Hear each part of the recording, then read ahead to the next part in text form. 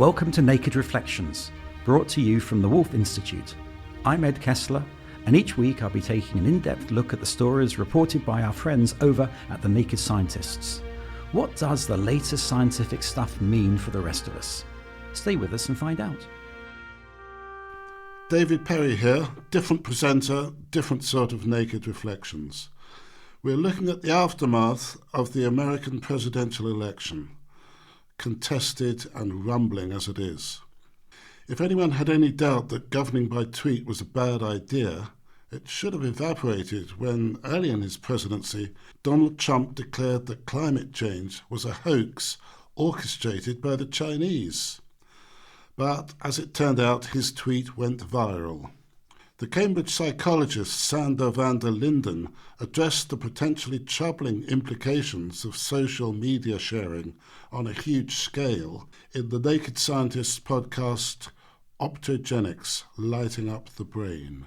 You know, one of the things that I'm really interested in is what I call the psychology of consensus. And so we tend to pay attention to consensus in a lot of domains. One is the social domain. And so the way it works is that whereas there's an implicit consensus or social proof that something is important, we tend to interact with it without deeply thinking about it. So if something's been shared 1 million times and the video has been viewed, 2 million times, people simply share it without thinking. Where something gets shared, much like a virus, it gets replicated at a very high rate, and at that rate, it might overturn the rate of actual news. And I think intervening in that process is actually one of the most crucial elements to try to prevent people from sharing information before they've assessed the facts. Hopefully, science will win out. By the way, Sander van der Linden coined his highly appropriate simile before the COVID pandemic, and it's an indication of what weird times American politics have been going through. Anyway, Trump has tweeted his tweets and America has made its choice. It remains to be seen if he'll try and jigger with the electoral college processes. But with me to discuss the aftermath of the presidential election so far are Professor Anthony Badger, sometime master of Clare College, Cambridge, and author of the book FDR, The First 100 Days, one of Gordon Brown's favourite books, by the way, and Dr. Ruth Lawler, a junior research fellow at Queen's College, Cambridge, who specialises in American politics. Before we get into the nitty-gritty of electoral politics, I wonder if the main victim of the Trump era has not been quite simply truth. Tony. I think when Obama, in his recent memoir, talks about truth decay, I think we have a really serious problem in the United States. It's not that politicians lie, that's something that we're familiar with, but that they should lie on such a scale. It's estimated that Trump makes 20 false public statements a day. It's the lack of accountability for that, and it's the sheer brazenness and shamelessness of it, and its apparent effectiveness. I could talk at times about we've been there before in the United States, and that history is relatively optimistic about how things work out in the future. But at the moment, I have to say that the institutions of America, which I have great confidence in as it were, in constraining Trump, the courts, the media, and Congress, none of these seem to be terribly effective in the world of social media. During the campaign, Barack Obama made the point that character matters. I think he meant by that the institutions are there, but that we can't stop bad actors trying to subvert them.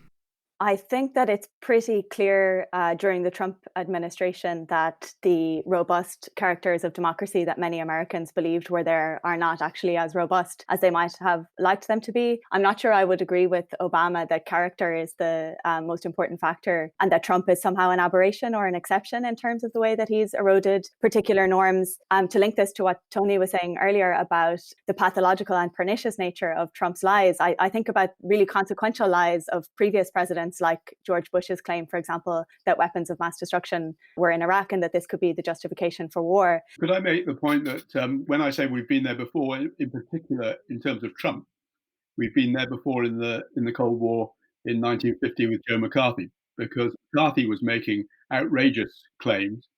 McCarthy, like Trump, never apologized for any false claim. He accepted the belief that if an allegation was obviously false, you didn't apologize for it. You simply made a new allegation on the grounds that the rebuttal never catches up with the original lie. And he was very effective in that for 4 years. And of course, there's a linear descent from McCarthy to Trump in the form of McCarthy's aide, Roy Cohn, Trump's mentor in New York as an unscrupulous New York lawyer. In the end, McCarthy is going to be brought down by the courts, the media, and his own party, the Republican Party.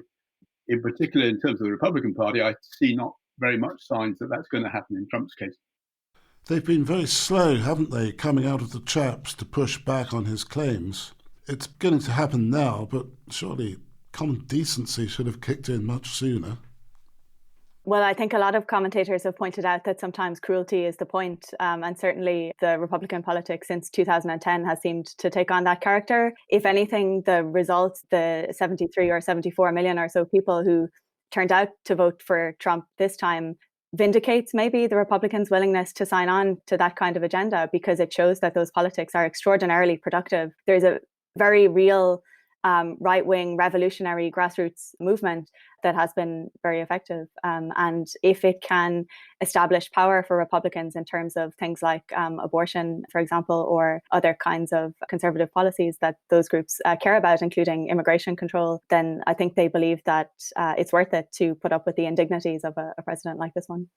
And it's clear that the business community, or many businessmen, were prepared to support Trump despite his excesses, because it was going to bring a tax cut economy. It was going to bring much less regulation, and they were prepared to take the consequences. It's interesting in this latest iteration since the election that it's some of those senior business leaders who've broken ranks urging a peaceful transition because they see the potential damage that's done to their cause. But what Ruth says about the base, the Republican base, it seems to be almost untouched in terms of popularity of the president since he took office. I mean, his approval ratings amongst his base never slipped very much.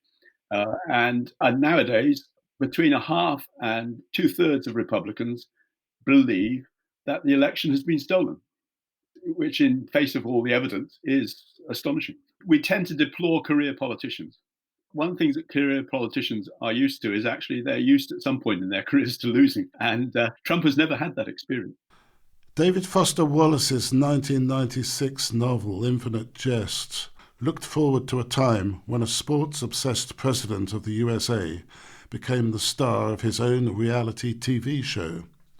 Prescient or what?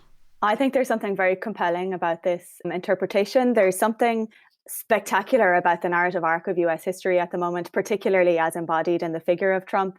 There's always a danger of pathologizing someone like him, but at the same time, someone who is so desperate for attention and for adoration, who then falls very disgracefully from power amidst celebrations in the streets, represents something that is quite literary, I think, in its dimensions. I've also had the sense, observing the United States from here in the UK, that there is a sense of watching the collapse of the US, both as an imperial power, but to some degree as a functioning, well-governed state. There's a spectacle, there's something visual and compelling about that for outside observers. I think the danger for liberals and for those of the left, or those who want to reestablish some form of legitimate kind of politics that enfranchises the most people, that reduces inequality, is to not revel too gleefully in this kind of humiliation of Trump, but to actually work to build a real grassroots politics, that to do more than just, I think, on social media to mock those who have lost here, because as Tony points out, the dangers are quite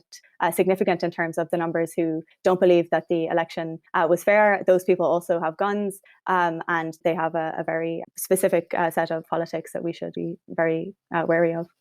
Moving on to more technical matters, the principle of the Electoral College seems somewhat anachronistic. Well, it may seem anachronistic, but I mean, it's been there a long time, and to change it requires constitutional amendments, and constitutional amendments in the United States are extremely difficult to pass. And I frankly have never seen the thought that there will be much chance of ever changing the Electoral College.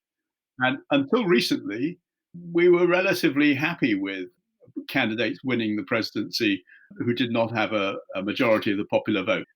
I mean, that was quite common in the late 19th century. And of course, Bush was in that position in 2000.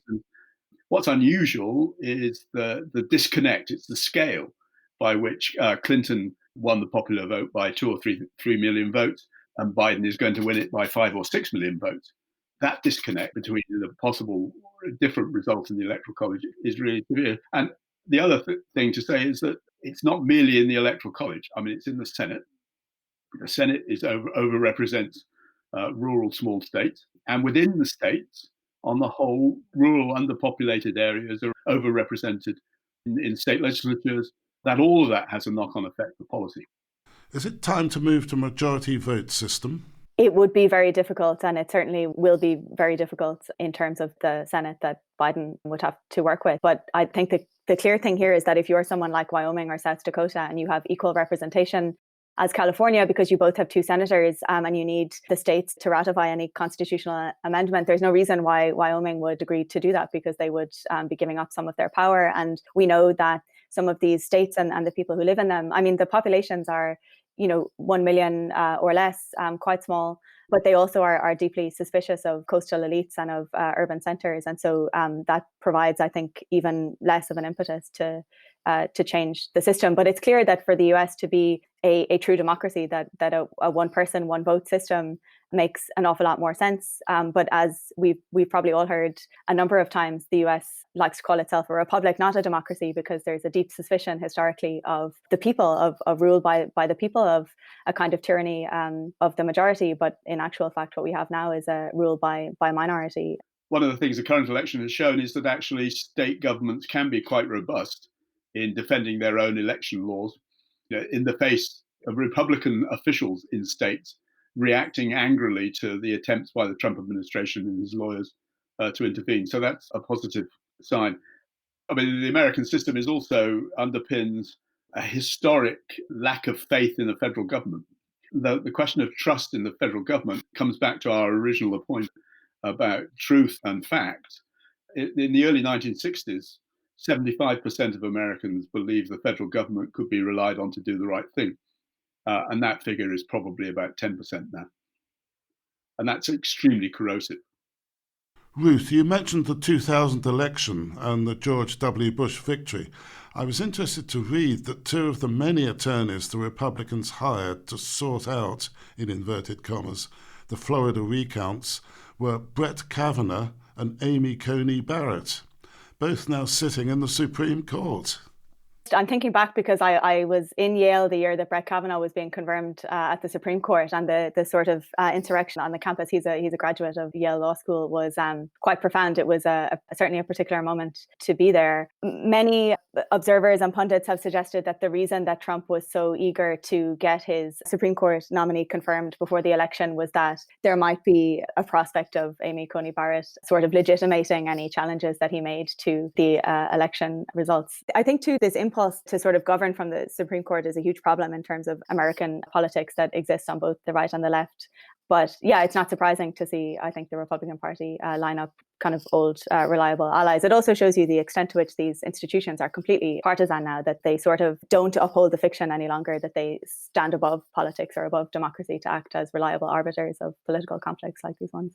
One slightly more optimistic note is that the Bush lawyers who were involved in 2000, notably Benjamin Ginsburg, who was the Republican chief counsel, they're the ones who poured the coldest water on and ridiculed the current Giuliani strategy on behalf of the Republican administration. The 2000 recount in Florida they had something like 500 Republican lawyers from some of the best law firms in the country working on that case. And of course, it was headed by James Baker, a formidable political operator. And Rudy Giuliani is no James Baker. I don't want to sound facetious, but can you explain how Trump got so many women to vote for him in 2016, given what he said about women on tape and how he behaved? It's a mystery to me.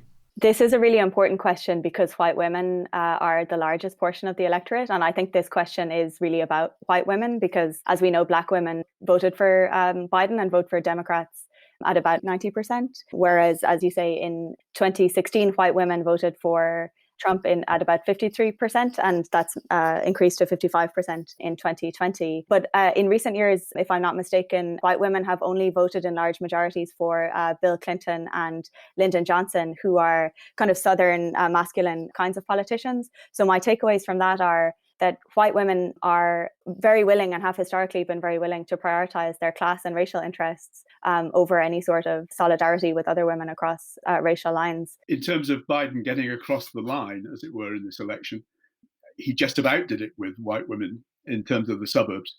One of the factors in winning Georgia was the white suburban voters in Atlanta.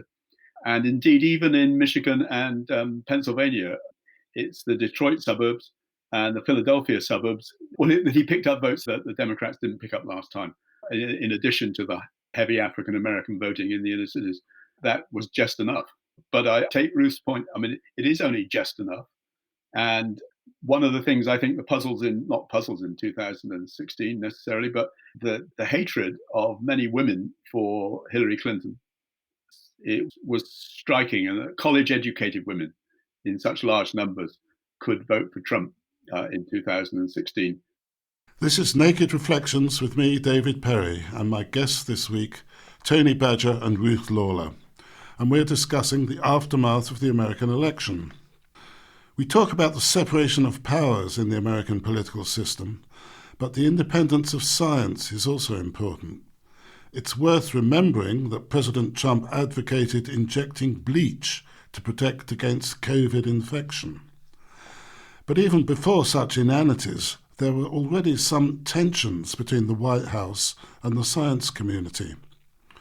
Here's Molly Jahn of the University of Wisconsin at Madison, speaking at an American Association for the Advancement of Science meeting in 2014 and recorded as part of the show Naked at the AAAS. Recognizing the critical public good in research and in science and in knowledge transfer is an insight that we have lost track of to some extent in this country. And the transparency that science creates is very, very important, especially in a democratic society.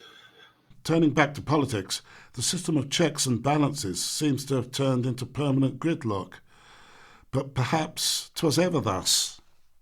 Yes, you can argue that gridlock on the whole is the norm in American politics. If you're looking for presidents with strong congressional majorities who get legislation through since the Civil War, you're talking about a very few number of years, with Franklin Roosevelt in the 30s, with Lyndon Johnson in the 1960s. That is not the norm. What's striking this time, perhaps, is the scale of the polarization between the parties, preventing even the sort of most routine cooperation and the seeming inability to work across the aisles in any way at all. If you talk to senators from the 1970s, they remember a politics in which the purpose of being in the Senate was to pass laws, and to pass laws you had to work across the aisles. And now, as one South Carolina Republican said, the only purpose in working across the aisles is to butt your opponent in the head. And that's a very different mindset. Do you think Joe Biden can revive bipartisan politics?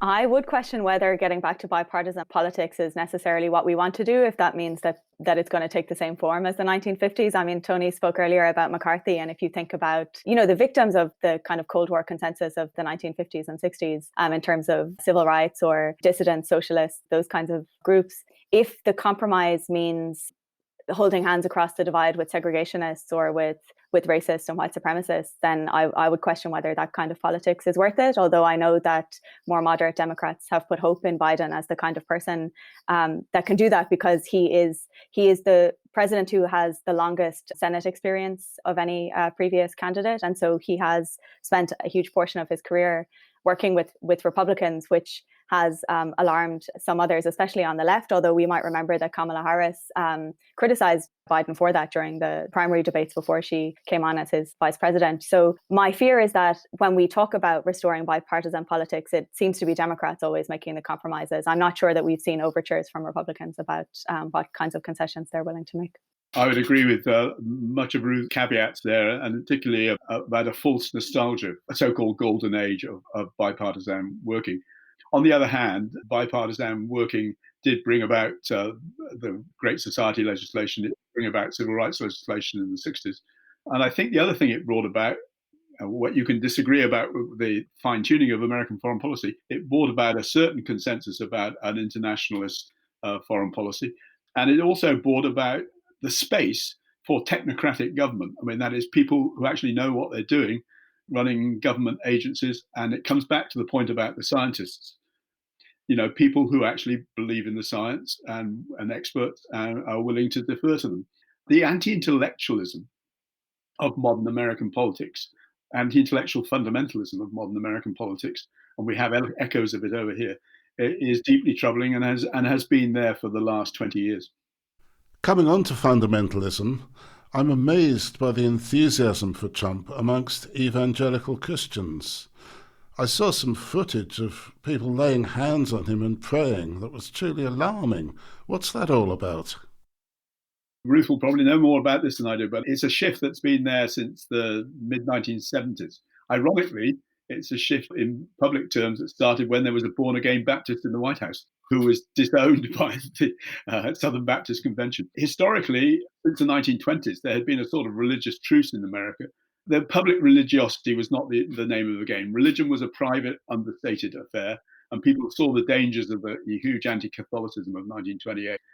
And the evangelicals, who had been since the 20s the most vigorous group in American religion, nevertheless, after their experiences in the 1920s, had rather shunned politics. And then in the 1970s, they looked at what the liberal churches had done to mobilize, for instance, in favor of civil rights legislation in the 1960s, and said, with abortion, school prayer, and issues like this, that it was time for evangelicals to organize. And they've been extraordinarily successful. And in many cases, the evangelical churches, mainly in particular communities, is almost like the head office of the local Republican Party. Yeah, absolutely. It's like the labor movement or a trade union kind of organizing base for the Republican Party, especially since Reagan and the 1980s, where there was sort of a consolidation of different religious denominations under the Republican Party. So the historic divide between Catholics and Protestants goes away in terms of a religious consensus around what the major issues for Christian or the Judeo-Christian, as they call themselves, which is important. I think for me, much of it seems to be about abortion. I think that's the big question for these groups today. And I think that desire to roll back legislation, more progressive legislation like Roe v. Wade, it subsumes all other kinds of politics. It has a lot to do with white religious people's racial anxieties about the prospect of the US becoming a majority-minority nation. It's difficult to overestimate the passion that abortion raises as a dominant political issue for many evangelical Americans.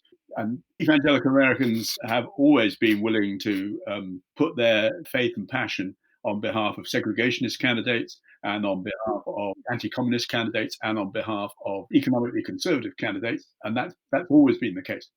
Now we've got a Catholic president, of course, only the second one. I'm afraid I don't know, what's his position on abortion? Is it what I should expect? No, it isn't. There were Catholic bishops in this last election telling their congregation it would be a sin to vote for Biden. Having said that, they were disowned often by the archbishops, particularly the archbishops in the diocese in Biden's home state. Well, there's a very clear split within the Catholic Church in the United States, as indeed, of course, there is between evangelical Protestants and other more liberal Protestant groups. Perhaps I could end this podcast with a naively optimistic question. Could the Biden victory mark the beginning of the end of this rump of strong men we've seen so much of?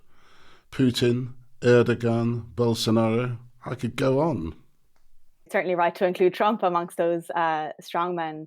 I'm optimistic about some things because I think that to be a historian means to believe in the capacity of people to change their own circumstances and to change history. So I am overall optimistic about the prospect that grassroots movements like Black Lives Matter and it becomes possible, the sort of beginnings of labour organising again, the kind of left-wing movements of Bernie Sanders and Occupy and the legacies of those seem to be inaugurating. But as long as we remain with the conditions that we have right now, which is rampant inequality, global climate catastrophe, and raging war and disease as well, if you add the COVID pandemic on top of it, as long as left-wing liberal or Democrats, as long as they don't have an answer for some of those questions, I think there will always be a kind of move towards strongmen. And it's true. I mean, one of the failures of the Democrats in this election was that they really had no answer to, what a lockdown would mean for all those people in the US who don't have healthcare, who don't have any sort of unemployment insurance, whose livelihoods would be devastated by COVID, and that might explain some of those shifts over to Trump that we haven't fully accounted for. The ability to devise policies that appeal to the left behind, which is clearly part of the reason why Trump won in 2016. It's by no means clear that we've yet got to the stage where we can devise those policies. I think if one's, again, as Ruth says, historians like to believe that people will change. Looking back, I mean, there have been periods when American leaders have appealed to the worst in their countries.